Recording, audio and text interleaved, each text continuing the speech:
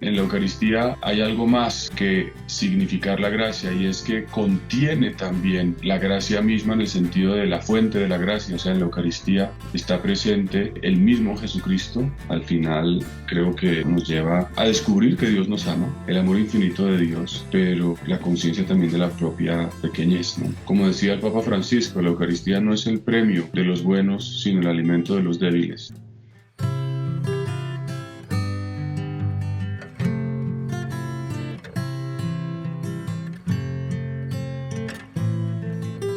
Hola, buenas noches. Estamos en Levantando el Velo.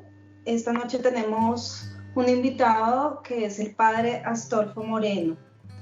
Pala, cuéntanos un poquito sobre el padre Astolfo. Bueno, hoy vamos a hablar sobre todo de la Eucaristía, es el tema principal. Y para presentar a nuestro invitado, el padre Astolfo es sacerdote desde el año 2001 de la Arquidiócesis de Bogotá, ingeniero industrial, estudió filosofía, teología, tiene una maestría en Derecho Canónico, un doctorado en teología, ha sido párroco en Ciudad Bolívar, en la Catedral de Bogotá y ahora en la parroquia de Jesucristo Redentor en el barrio Masurén. Ha trabajado en la Nunciatura Apostólica y hoy es presidente de la Fundación Ayuda a la Iglesia que Sufre. También profesor de teología y promueve retiros de sacerdotes y religiosas. Entonces, bueno, buenas noches, padre. Bienvenido. Muy buenas noches, María Paula y Natalia, de todos los que nos acompañan. Un gusto compartir este rato con ustedes. Bueno, muchas gracias, padre. Una primera pregunta, ¿qué es el sacramento de la Eucaristía? Me viene a la cabeza aquella expresión del Concilio Vaticano II que afirma que la Eucaristía es la fuente y el culmen de la vida de la Iglesia. En ese sentido, todo lo que la Iglesia tiene brota de ella, porque en la Eucaristía está Jesucristo, con su cuerpo, con su sangre, su alma y su divinidad. Y todo lo que la Iglesia tiene tiende hacia ella. Y en ese sentido es misteriosamente digamos, la raíz de toda nuestra vida espiritual y también un anticipo de lo que será el cielo. Esa es una primera manera quizás de definirla.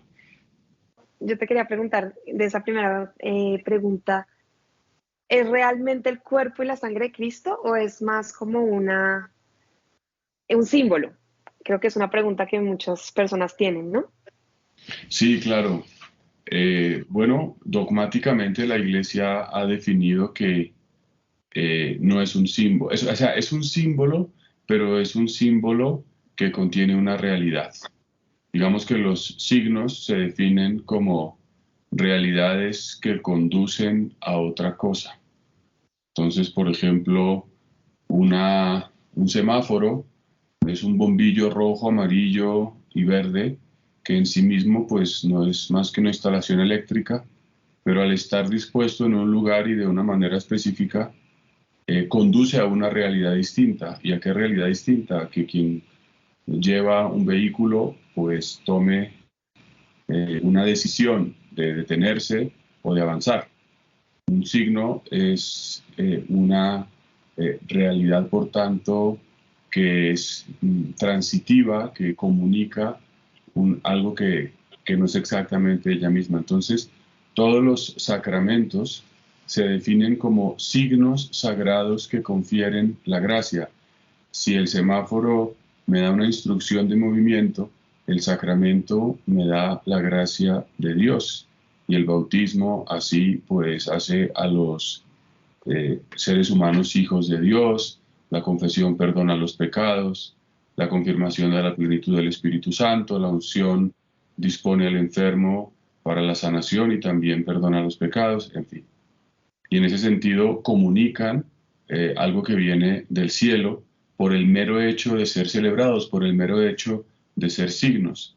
Eso es lo que el Concilio de Trento definió como la eficacia ex opere operato de los sacramentos, que independientemente de la actitud o de el estado de gracia de quien lo administra son eficaces. Pues bien, en la Eucaristía hay algo más que significar la gracia, y es que contiene también la gracia misma, en el sentido de la fuente de la gracia. O sea, en la Eucaristía está presente el mismo Jesucristo como Dios y el mismo Jesucristo como hombre. Por eso se dice que con su divinidad, como hombre en cuanto compuesto de alma y cuerpo, pues tiene su alma, y en cuanto a su cuerpo tiene también su cuerpo y su sangre. O sea, está todo él ahí. Por tanto, es un signo, ciertamente, pero no un signo efímero o una realidad, digamos, que simplemente evoca o hace memoria, como la fotografía hace memoria de quien está plasmado en ella, sino que realmente está presente. Cuando tú ves una foto, sabes que hay una representación de una persona, pero no está la persona. En cambio, en la Eucaristía ahí sí está presente el Señor. No sé, es un poco larga esta respuesta, pero Sí, creo que sí, nos aclara un poco. Sí, creo que Ya es Sofía. bastante pertinente porque es un tema que a veces es confuso. Una siguiente pregunta, padre. ¿Qué condiciones debe cumplir la persona para poder ir a la Eucaristía, para poder comulgar? bueno, para ir a la Eucaristía creo que ninguna. A nadie se le prohíbe ir a misa en cuanto a asistir a la celebración. Comulgar ya, pues como con cualquier sacramento, para poder comulgar hay que haber hecho por un lado la comunión, hay que estar bautizados, o sea, haber hecho la primera comunión, haber recibido bueno, en el caso de que no sea la primera vez, y estar en lo que se llama en gracia de Dios, es decir, tener todos los pecados mortales debidamente absueltos en el sacramento de la reconciliación. Y bueno, pues quien está en gracia de Dios puede recibir el cuerpo y la sangre del Señor. ¿Y qué pasa, por ejemplo, si una persona no cumple con esos requisitos y comulga? O sea, ¿en qué sentido puede ser perjudicial o en qué puede Bueno, afectar? pues hacer el juicio de qué le pasa a cada persona creo que le corresponde a Dios, porque también es cierto que pues una persona, eh, si hace un acto de contrición perfecta, aunque no se haya confesado, podría también comulgar. El problema es que nadie tiene la certeza absoluta de que su contrición es perfecta, y por tanto la confesión se hace necesaria. Pero más allá de eso, quien no recibe el cuerpo del Señor dignamente, dice San Pablo, que come y bebe su propia condenación, ¿no? Pero pues, eh, sí, en fin, o sea, creo que, ¿qué le pasa a una persona? Bueno, más allá de esas afirmaciones bíblicas, no podría yo decir exactamente qué le va a pasar, aunque evidentemente, pues se entiende que si estábamos por recibir lo más digno, lo más sagrado y lo más trascendental que tiene la Iglesia y que nos ha dado Dios, y se hace de una manera deliberadamente indigna, que ese es el problema. Sería, ¿no? Una cosa es un estado de, bueno, con una precariedad, con una limitación, pero con una deliberada manera de, o una especie de irreverencia, pues evidentemente sería una afrenta en primer lugar a Dios, y bueno, o una ofensa al Señor, y por supuesto un mal para quien lo recibe, ¿no? Aunque yo no podría decir taxativamente cuáles son las penas. Como digo, ahí está la escritura eh, que lo explica, digamos. Entiendo que hay una diferencia si la persona es consciente, ¿cierto? De que está comulgando en pecado mortal, por ejemplo, y una persona que de pronto lo hace por ignorancia. Digamos que mirándolo teológicamente y con el respaldo bíblico, es diferente la consecuencia, ¿cierto? En caso de que la persona no está Sí, 100% consciente. naturalmente, como cualquier pecado, un pecado que se hace por inadvertencia o por debilidad, pues tiene mucha menos gravedad que uno que se comete, se llama técnicamente por malicia, queriendo y sabiendo, ¿no? Hay algunos pecados, pues, bueno, de cuya ignorancia nadie se excusa porque, digamos, la ley natural los imprime en el corazón del hombre, por decir algo, no matar. Pero pues evidentemente tiene una gravedad mayor aquella falta que se comete teniendo la conciencia y habiéndolo hecho con una decisión formal y clara, ¿no? Sí, es un tema un poco de formación. Padre, digamos, ¿qué esperaría uno del creyente que está yendo a comulgar en gracia? Que en su vida, ¿cómo se ha reflejado digamos, esa gracia de poder comulgar todos los domingos por lo menos? ¿Cómo piensa usted que eso es palpable en las personas que lo están haciendo? Bueno, de entrada yo pienso que las obras de la gracia no son propósitos humanos, ¿no? No sé si entendí bien la pregunta, pero ¿qué tipo de transformación ejerce la Eucaristía en quien la recibe? Pues es una realidad que no es simplemente como, bueno, yo me voy a proponer a ser bueno y como recibo la Eucaristía tengo que mostrar que soy bueno, porque eso supondría entonces que la Eucaristía no es propiamente quien realiza la obra, sino es la persona que simplemente se hace propósitos o, como decía el Papa Francisco, la Eucaristía no es el premio de los buenos, sino el alimento de los débiles. Y en ese sentido, me parece que darle la primacía a la gracia de Dios que obra y a la presencia de Jesucristo que está en su mismo pan es fundamental, porque al final la transformación la hace Él. Y si el creyente tiene una buena disposición, busca recibirlo con humildad, con un corazón libre, en gracia, pues Jesucristo hace la obra que Él quiere hacer y transforma como Él quiere al creyente, ¿no? Entonces, cuando se dice qué se esperaría del que la recibe, bueno, me parece que podría sonar a,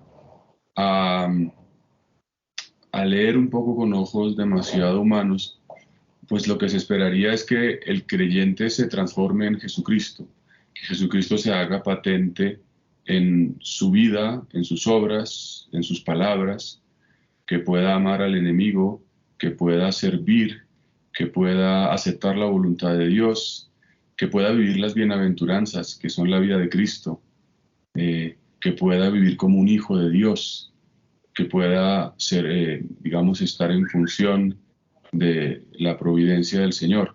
Serían como unos rasgos generales, ¿no? Pero digamos, creo que esos rasgos que se imprimen y se manifiestan lo hacen al modo que Dios quiere y no solamente como resultado de un proyecto humano por bueno que en sí mismo sea. Sí, yo pues te quería preguntar también con respecto a eso. ¿Hay manera o pues ya un poquito más personal en que uno puede, o si tú nos podrías contar una experiencia en la que uno puede ir viendo que realmente esta gracia, o sea, como que uno diga, sí está causando algo en mi interior, puede que no sea que ya ahora soy, no sé, pero sí que uno puede sentir de alguna manera, decir, algo está pasando en mi interior que sí tiene que ver con la Eucaristía? Yo la verdad en ese tipo de, ¿cómo decir? Evaluaciones o de búsquedas de ciertas evidencias en las cuales me puedo autocomplacer sintiendo que ya soy bueno o que ya algo no sabría yo cómo expresarlo porque puede que pase lo contrario, ¿no? Es decir, bueno, si se trata de pensar, no sé, al final, pues muchas veces pasa, ¿no? El santo no es el que se cree santo o el que siente que ya su vida es la vida buena que está queriendo ver. Muchas veces el santo es el que se reconoce más pobre, el que entiende que, pues que le falta mucho, pero lo dice de verdad, no como un cliché, sino que Ujú. comprende que la distancia que media entre él y Dios es realmente infinita, se hace consciente de su pobreza, reconoce su incapacidad de amar, su limitación para perdonar, Es decir, yo creo que, bueno, si se tratara de ver alguna evidencia, yo pienso que el que recibe la Eucaristía debería ser más consciente de quién es, conocerse mejor a sí mismo, aceptar sus pecados, sus limitaciones y vivir con ellos, o sea, con ellas, más bien con las limitaciones, no con los pecados, pero con sus fragilidades, con una aceptación serena de eso y buscando encontrar en toda la voluntad de Dios. Pero otro tipo de evidencias en las cuales se quiera autocomplacer en una especie de bondad moral propia, ya logré esto, ahora ya le sonrío a todo el mundo, ese tipo de cosas me parecen sumamente engañosas, ¿no? Al final, creo que la Eucaristía nos lleva a descubrir que Dios nos ama, el amor infinito de Dios, pero la conciencia también de la propia pequeñez, ¿no? Sí, o sea, podría ser de pronto como una pista, es más bien que uno empieza a conocerse a sí mismo, más que generar cosas que pueden terminar siendo como a punta de fuerza de voluntad o de ejercicios diarios, es más como un poderse Yo empezar creo a que conocer. sí, ¿no? Y el experimentar que la Eucaristía realmente es un alimento necesario, indispensable. Los mártires de Abitinia, que fueron en la época romana condenados por celebrar la Eucaristía, le decían a los delegados del emperador Sine Domenica non possumus, no podemos sin la Eucaristía, y prefirieron entregarse a la muerte que dejar de celebrar la Eucaristía. Quizás otra manera de entenderlo es, realmente yo necesito de esto, ¿no? Yo realmente sin esto no puedo vivir, y no es simplemente una obligación o un deber o una realidad que se me convierte en una obligación pesada. Quizás también eso puede ser un signo de una vivencia más profunda de la celebración eucarística, de la Eucaristía, ¿no? No sé si me salgo del tema, pero aprovecho porque usted mencionó un punto que a veces que hemos hablado, que hemos estado preguntándonos, hablo de gracia, hablo de obras, eh, y bueno, y como tal de esta transformación interior. Eh, es un punto bien complejo, ¿cómo es esta salvación? ¿La salvación tiene que tener obras? La pregunta exacta es si para la salvación es necesario las obras. Sí, claro. Santiago en su epístola dice, muéstrame tu fe sin obras, que yo por las obras te mostraré mi fe. Pues la doctrina católica enseña que la justificación se da fundamentalmente por la fe, es decir, creer y aceptar en el corazón la obra redentora y salvadora de Jesús. Eso ya es el camino y el cauce para la salvación, fundamentalmente una fe. Pero resulta que la fe no está desligada de la vida. La fe se manifiesta en la vida y en ese sentido en las obras. Entonces no es que yo me gane la salvación a punta de obras o que me la fabrique o que sea una especie de meritocracia simplemente, porque al final es un don. Pero lo que no se puede decir es que yo puedo afirmar que tengo fe y en realidad esa afirmación sea inconsistente con mi conducta. Entonces digamos que para decir las cosas con un poco de orden, efectivamente la justificación viene por la fe, pero esa fe se verifica, se evidencia en las obras del creyente. Ok, y ahí con respecto a la salvación, ¿es necesario, o sea, son necesarios los sacramentos para la salvación? Ahí un poco pensando pues en los protestantes, en los otros cristianos, ¿es necesario los sacramentos o es más como una herramienta para que Dios nos deja? Bueno, yo diría que es necesaria la gracia, sin la gracia no hay salvación. Pelagio, un hereje del siglo IV, decía que nos podemos salvar solo por nuestro esfuerzo. Y la Iglesia salió al paso de sus afirmaciones para defender que la gracia es necesaria en el inicio y en el desarrollo de la fe que conduce a la salvación. Entonces yo creo que lo que se puede afirmar que es necesario e indispensable es la gracia. Ahora, el cauce habitual de la gracia es el sacramento, la confesión, la Eucaristía, pero no es el único cauce. De manera que afirmar que quien no tiene los sacramentos absolutamente no se salva sería un poco impreciso, porque digamos que hay otros cauces por los cuales Dios puede conferir la gracia en su sabiduría y en su omnipotencia, que no sean los sacramentos. Ahora, eso pues a un creyente no le ha de llevar a despreciar o a considerar o a abusar, digamos, con cierta presunción de que no necesita de los mismos.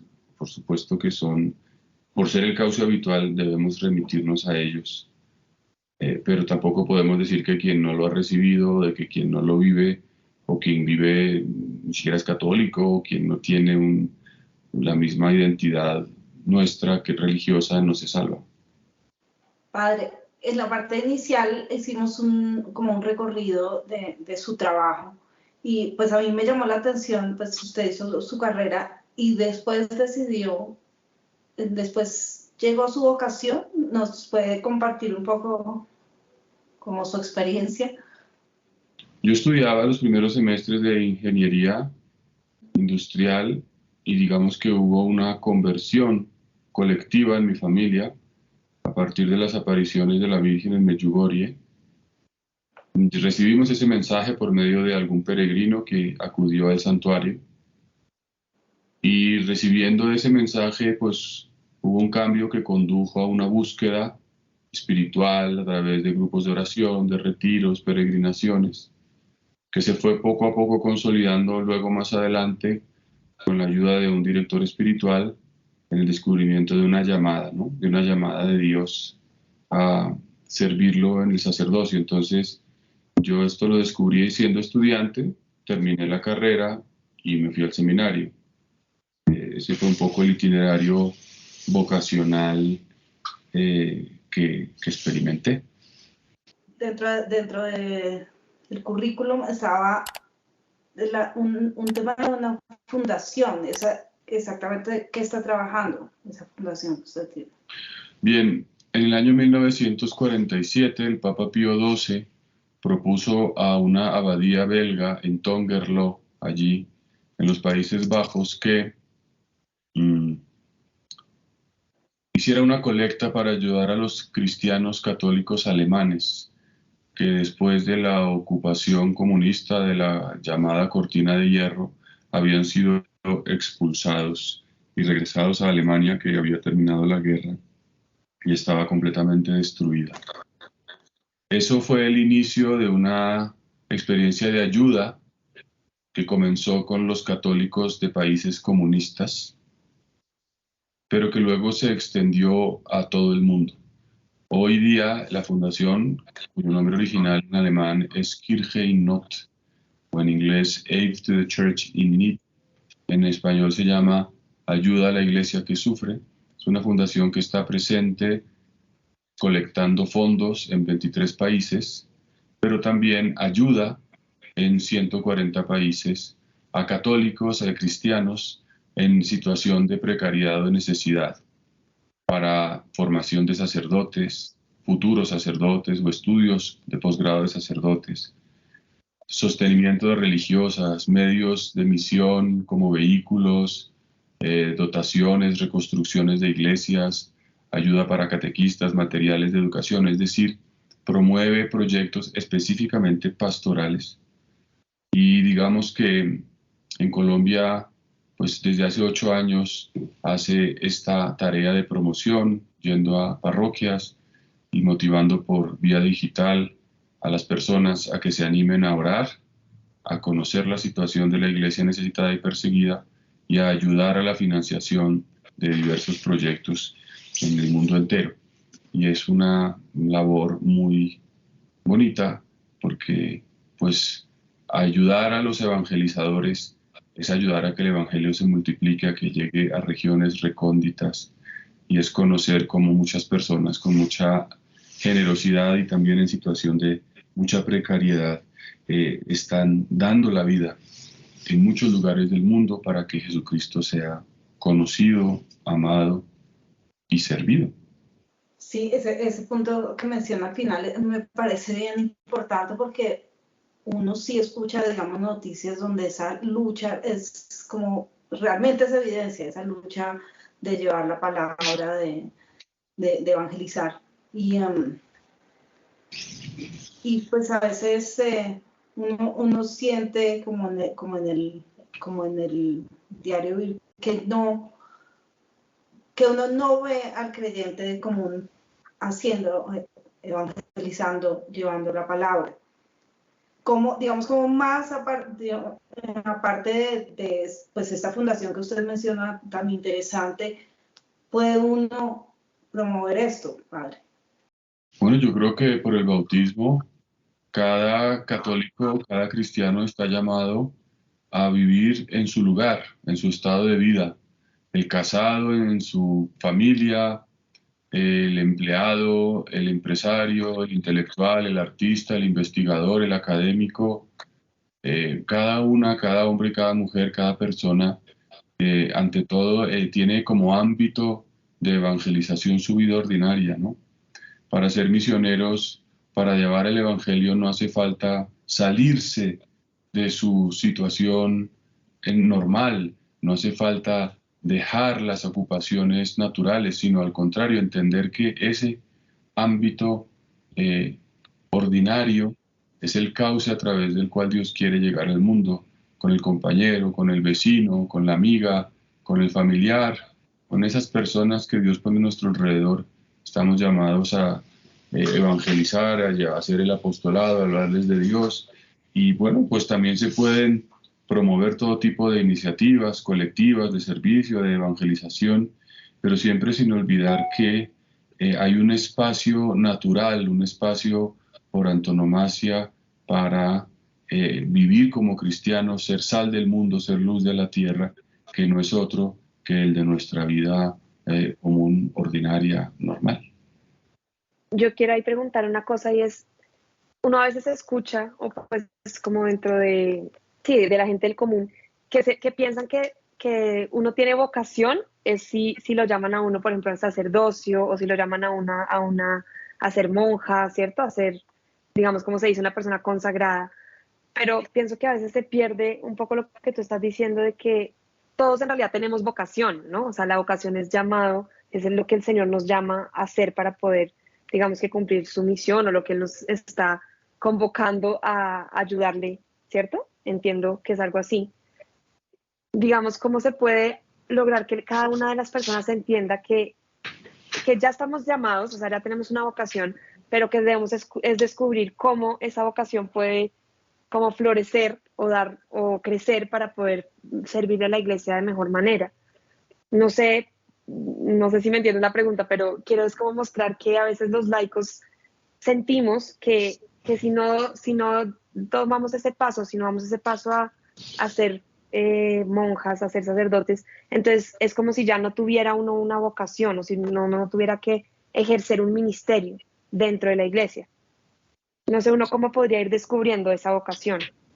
Bueno, creo que tienes razón, ¿no? Fundamentalmente es redescubrir el bautismo. La llamada fundamental no es una llamada extraordinaria para un estado de vida peculiar, sino que es la llamada bautismal. Por el bautismo hemos sido hechos hijos de Dios, por el bautismo hemos recibido el perdón de los pecados y como hijos tenemos una misión. Entonces, redescubrir el bautismo, entender que la llamada a la santidad no se da en virtud de otra cosa que de un sacramento como este, pues nos muestra que no hay que hacer nada extraordinario, como lo decíamos, para seguir al Señor, porque el bautizado es un llamado. O sea, la vocación bautismal es una verdadera vocación, que luego se puede concretar, que luego se puede precisar con algún otro tipo eh, de experiencia espiritual, el sacerdocio, el matrimonio, la vida consagrada, el celibato, en fin. Pero es todo parte del bautismo, ¿no? Por el bautismo hemos sido hechos sacerdotes, profetas y reyes, del mismo modo que Jesucristo es sacerdote, profeta y rey. Y como sacerdotes estamos llamados a orar, a interceder, a ser puentes, a ser mediadores entre Dios y los hombres. Como profetas a ser anunciadores, a formarnos, a dar testimonio, a dar razón de nuestra esperanza, como dice la primera carta de Pedro, a transmitir la doctrina allí donde nos encontremos y a dar el debate en el ambiente que corresponda. Y como reyes estamos llamados a servir, a poner también, digamos, a llevar a Cristo todas las actividades ordinarias y terrenas, ¿no? A veces hay una comprensión, ¿no?, de las realidades del mundo como negativas. Y estar en el mundo no significa ser mundano. Dice San Juan, hay que estar en el mundo sin ser del mundo. Hay que recordar que el pecado que afectó la relación del hombre con la mujer y con los demás hombres y con la tierra, esa fue producto de un pecado, pero al principio Dios puso al hombre en el jardín del Edén para que lo trabajara. O sea que la misión fundamental del hombre es el trabajo, es la actividad humana en cualquiera de sus formas. Cuando digo trabajo, estoy pensando desde el ama de casa hasta el obrero, pasando por el intelectual, el político, el médico, también el enfermo de una cama. El trabajo, digamos, labrar el jardín del Edén, en el sentido de labrar la tierra, de llevar a plenitud la creación, es el cauce ordinario por el cual el hombre se santifica o se encuentra con Dios, en la actividad humana más normal. Y eso es fundamental redescubrirlo a través del bautismo, porque podemos tener a veces ámbitos con unas mentalidades un poco eclesiásticas o clericales que pretenden plantear que la manera como el laico se encuentra con Dios o se santifica es fundamentalmente imitando al cura o al religioso, saliéndose del mundo, viviendo en ambientes de sacristía. Claro que en la parroquia y en cualquier espacio eclesial la labor del laico es bienvenida, pero como decía, el ámbito natural, no el ámbito extraordinario, es el del trabajo en cualquiera de sus formas, porque ese es el plan de Dios para el hombre.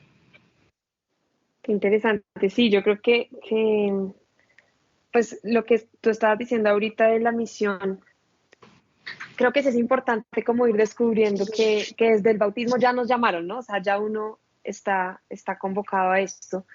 ¿Habría manera como de descubrir o a dónde puede uno acudir dentro de la iglesia para poder que le ayuden a descubrir como, bueno, cuál es mi vocación ahí sí, o sea, en dónde puedo servir yo mejor? Digamos que puede hacer falta eso dentro de las parroquias, como un lugar que te puedan orientar y te digan, mira, yo creo que tú eres muy bueno en esto, porque no te dedicas a esto, por ahí puedes evangelizar, por ahí puedes hacer esto, formarte. Bueno, pues es que un poco siendo consecuente con el argumento anterior, no sé si eso sea la misión de la parroquia, porque es que entonces es un poco volver a lo eclesiástico para, como para que me den un lugar, ¿no? No sé si en la parroquia es o una oficina, ¿no? Una ventanilla de, yo qué sé, de orientación, bueno, pues existe la dirección espiritual, existe la práctica pues en la plegaria, en la oración, pero no estoy muy seguro que, digamos, la parroquia sea la necesariamente llamada a decirle a un laico lo que tiene que hacer con su vida. Yo creo que es una realidad que va mucho más allá de la estructura parroquial. Eh, es, digamos, pues que cualquier persona pueda promover la formación o pueda promover el conocimiento de lo que, digamos, lo que supone ser bautizado para llevarlo a plenitud y para ayudar a otros a descubrirlo, pues está muy bien, ¿no? Siempre, desde luego que la iglesia puede hacer más en cuanto a institución, digamos, siempre uno diría, pues cabría hacer más, promover más, facilitar.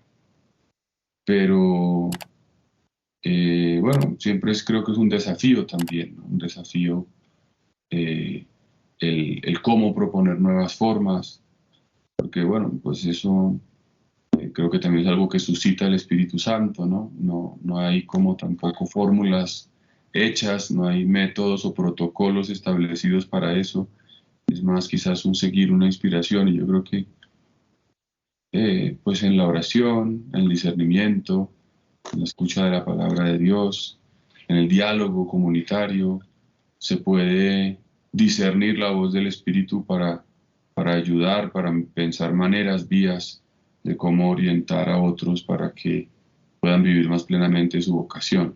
Pero creo que es algo que no solamente se reduce como a pedir o exigir o formular una estructura como institucional demasiado formal en el ámbito de la parroquia. Creo que es algo que es mucho más amplio. Me quedé pensando un poco el bautismo de los niños. Después viene la primera comunión, pero tiene que haber una tarea intermedia. Esa tarea corresponde a los padres, en principio, entendería yo, padre, para que ese niño pueda crecer sabiendo lo que recibió, ese llamado que recibió en ese bautismo. Entonces, ¿qué tanto vemos en el día de hoy que haya conciencia de estos padres que llevan al niño al bautismo, de trazar en ese niño ese conocimiento, que conozca ese llamado, pues en su experiencia, digamos? No, en mi experiencia son pocos los padres que con una gran profundidad llevan a sus niños al bautismo. Muchas veces el bautismo es todavía un fenómeno bastante de costumbre cultural, en cierto punto social, que digamos que uno lo puede ver como lo quiera ver, ¿no? En plan negativo lo puede ver como que mal estamos y realmente la gente lo hace, no sé, simplemente por la fiesta, por el amigo, por la costumbre y no sabe, y puede ser verdad. Eh, o lo puede ver por un lado positivo, ¿no? Pues qué bueno que todavía hay algo de costumbre y que esa iniciativa sea la ocasión de quizás acompañar, ayudar y fortalecer a estas personas que buscan el bautismo de sus hijos para que den un paso más en la fe eh, y, y se puedan, digamos, abrir otros horizontes para el futuro de la formación de sus hijos. Porque me parece que es muy importante cuál es la perspectiva bajo la cual miramos las cosas o la actitud con las que la leemos. La podemos leer como un poco qué mal está todo y pues, cuánto hace falta y siempre ver el vaso medio vacío o ver lo bueno que hay y tratar de aprovecharse de aquello. Y me parece que la verdad está siempre en lo que es, no en lo que no es. Eso es un principio filosófico. El ser y la verdad y el bien y la belleza se, se dicen mutuamente. Todo lo que es bueno, es verdadero, es bello, y lo que no es, pues no se puede catalogar o calificar como lo bueno. Entonces lo que es real es lo que hay, no lo que no hay. Y yo me quedaría con lo que hay. Y cuando uno trata de valorar lo que hay y no de quejarse de lo que no hay, creo que tiene no simplemente una actitud más tranquila, porque no es simplemente una cuestión de buscarse tranquilidades psicológicas, sino tiene una actitud más verdadera para valorar la realidad, para valorarla en lo que tiene de verdad, sin desconocer lo que le falte, pero me parece que eh, yo lo veo como párroco que soy, ¿no? Si me viene una pareja un poco así como no sé, pues no quiero bautizar a mi niño porque, por ejemplo, no sé, eso es costumbre de no sé quién y yo quiero hacer una buena fiesta, yo puedo regañarlos y decirles, o yo qué sé, o decir, bueno, miren, ustedes están, o puedo acogerlos y tratar de hacerles ver el verdadero sentido del bautismo, ¿no? Y yo pienso que a veces, pues en la iglesia, pues podemos ser un poco como, como andar un poco en el lamento, ¿no? Y creo que eso en realidad no corresponde a la verdad objetiva de todas las cosas. Yo creo que un cristiano se alegra con lo que hay y procura con lo que tiene sacar lo mejor y se alegra de la acción de Dios por pequeña que parezca en la vida de cada persona. Sí, padre, realmente me parece un punto muy valioso porque creo que sí se debe tener esa mirada. Es una mirada donde tal vez es un punto de partida para poder, pues, ver qué sigue, ¿no? Entonces, si uno lo mira como de una perspectiva negativa, pues mm, tal vez no va a tener un camino para avanzar y tal vez si busca mirarlo desde un punto tal vez más positivo o más realista, va a poder tener un camino. Pienso que, pues que tal vez el ideal para nosotros es buscar esos caminos donde realmente la persona pueda hacer realmente a conciencia estos actos, el bautismo, la comunión. Y pues finalmente el tema que nos trajo a la invitación que le hicimos, que le hacemos hoy, que es la Eucaristía, que es pues cómo vivir realmente lo que está pasando en el momento en que uno comulga. Ese era como nuestro objetivo principal de poder mostrar como lo que realmente uno está haciendo y lo importante que debe ser para cada uno de los católicos en el momento en que lo puede hacer. Sí, no, pues eso me parece importante ya como para cerrar, porque creo que a una veces también pierde lo importante y lo valioso que es la comunión, ¿no? Yo realmente comulgué ya muy grande, hace más o menos 4 o 5 años por primera vez, y a mí me impresionaba mucho que uno veía, o sea, yo iba a la misa como no había hecho mi primera comunión, pues solamente podía asistir, pero no podía comulgar.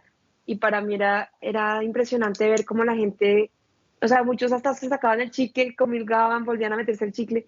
Yo decía, o sea, si esto es realmente que está la presencia del Señor ahí, ¿cómo hago para que no se me pierda como esa fascinación o ese tratar de entender lo que está pasando en cada misa, ¿no? Y bueno, pues creo que es una lucha porque después de comulgar yo pensé que eso no se me iba a ir. Yo dije, bueno, yo sí iba a estar todo el tiempo consciente de lo que estaba haciendo. Y creo que una vez pierde de vista lo grandioso que es la comunión, ¿no? Sí, yo pienso que en efecto, la posibilidad de acostumbrarse, de rutinizarse y por no decir también de perder el sentido de lo sagrado está allí.